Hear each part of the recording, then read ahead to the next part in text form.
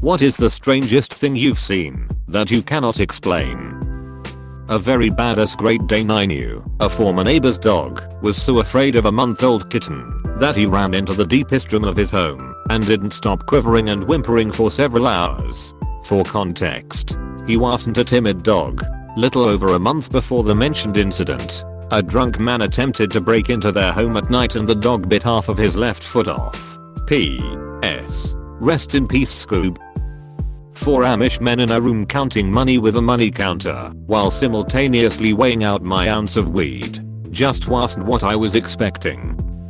My grandfather told me a really cool story. There's a couple of things that grow or rot in trees that glow.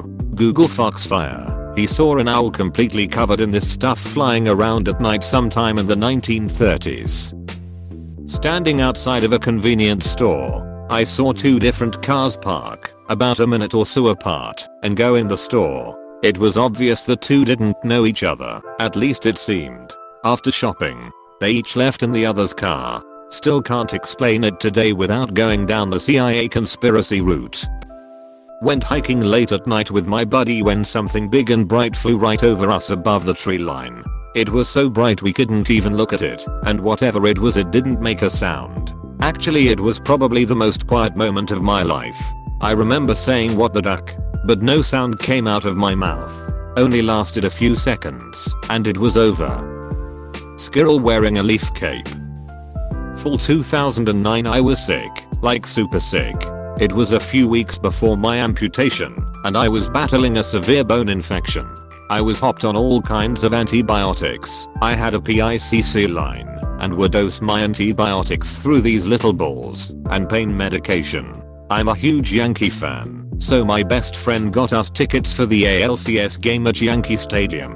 She pushed me around the stadium in a wheelchair with a shitton of blankets on me. It was freezing, just to put a smile on my face. My friend leaves us seats to go get some hot dogs and stuff. This is where it gets weird. As soon as she leaves, to my recollection, an older Irish gentleman sits by me. He offers me some of his spiked hot chocolate, but I said no thanks and explained that I was on a lot of medication. We begin talking, and I told to him what was going on with my life. He asked if I was scared to have my leg amputated, and I told him that I was. I was really frightened of the unknown.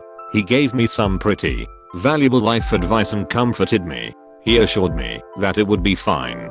He told me that if you have to be an amputee, try to be the best damn amputee that there is. Apostrophe. My friend comes back with food and asks who I was talking to. There's no one next to me. I guess I must hallucinated this, but IDK. It felt more like some kind of angel or being that came to me to let me know it would be okay. I guess my guardian angel is an Irishman with spiked hot chocolate. Was driving home from work one afternoon with my brother and cousin in the car. As we were sitting in traffic, I noticed high up in the sky and way out in the distance a small motionless black square. I pointed it out, and both my brother and my cousin spotted it quickly, so I know it wasn't in my head. It just remained still for about 45 minutes, and then the sun had set, and it was too dark to spot it any longer. It just stayed in the exact same spot the whole time, and while it was really far away, you could still tell it was a perfect square shape. Once I got home, I went online to see if there were any mentions of it anywhere, and there was nothing. To this day I still think about it and wonder WTF I was looking at. When I worked in the medical field, I had a dream one night about a patient of mine, a very kind elderly woman, whom I visited once or twice a week. In the dream she came to me, dancing, and called out to me that she wasn't hurting anymore. I was so happy watching her dance after seeing her decline for years. When I got to work the next morning, I told my coworkers about the dream, and later that morning we got the call from her daughter that she had passed away the night before. I cannot explain that, but I'm glad I had told my coworkers about it before the call and not after, otherwise they'd never have believed me. Such a bizarre experience, but so wonderful to feel she was at peace. I've never told anyone this before, but I've had the exact same thing when I was much younger. 7 to 8. I spent a lot of time on pediatric wards. There was nothing wrong me, just that my dad worked days and my mum worked nights, so my dad took me to the hospital where my mum worked. to chill on the ward's playroom for an hour or so before she finished work and took me to school. There was a regular visitor to the ward. Laura, not real name. She was always really ill. I've no idea what was wrong with her, but we used to play together a lot on these occasions. One night, I had a dream about her. We were playing, and she seemed really happy. Nothing overly significant, but I'd never dreamt about her before. Nevertheless, Dad woke me up to go up to the hospital. I told him about the dream, and that I was excited to see Laura and tell her too.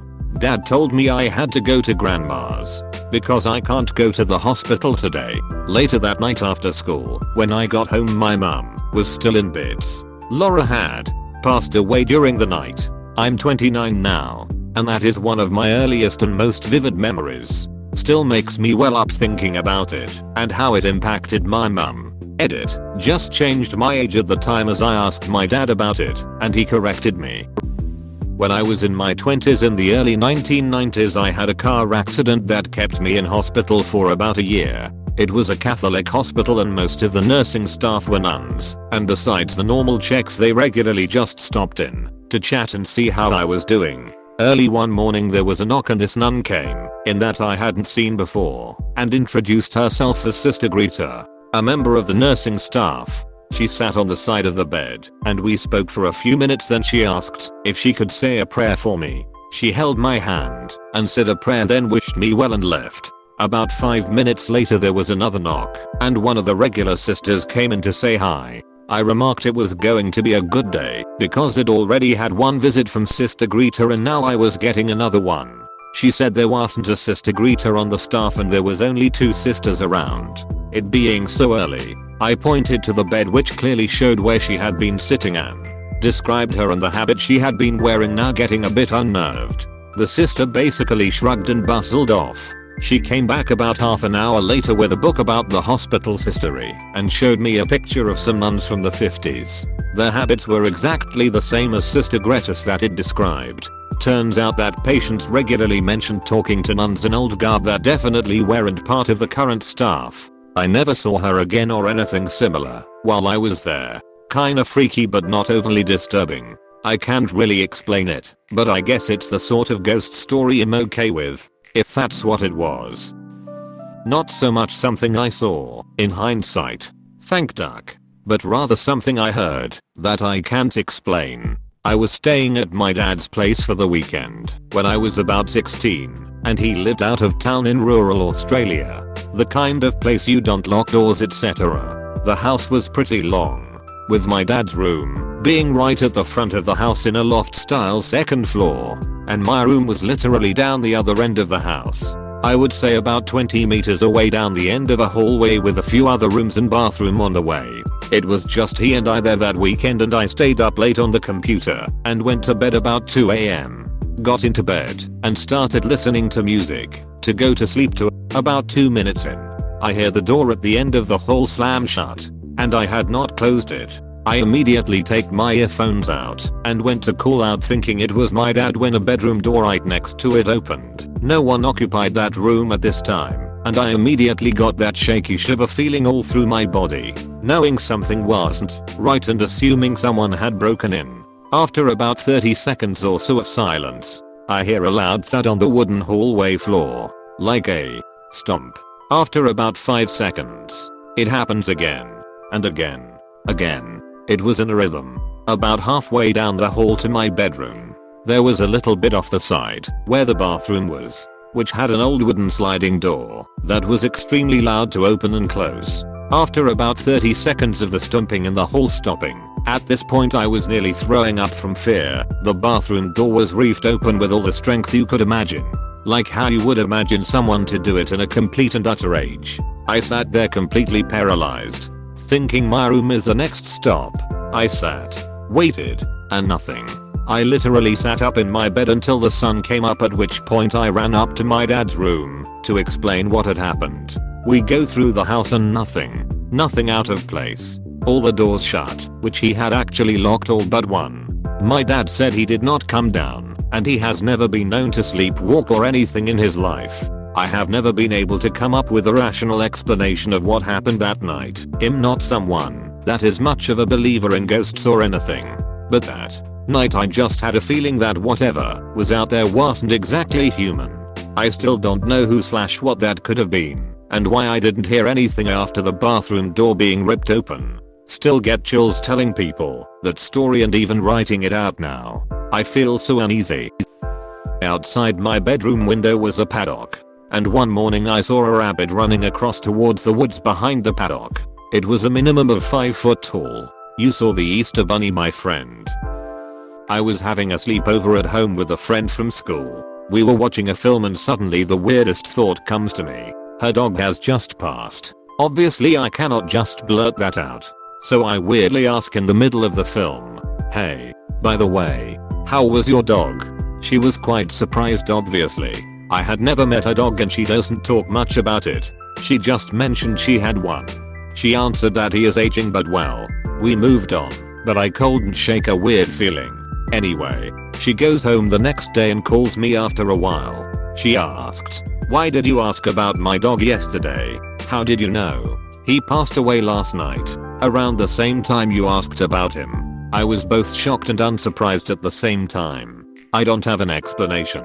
It seems like a weird coincidence, since her dog was not something usually on my mind. It never happened to me again. I was driving one night in a really foul mood and speeding. Like when I say speeding I mean at least 25 over the limit. Anyway, this car gets behind me, and for some reason I can just tell it wasn't a cop. It was a full tinted Chevy truck with weird lights on it, like comically large aftermarket front headlights. Once it got behind me, I got a really eerie feeling I can't explain. Like my body just knew something was wrong.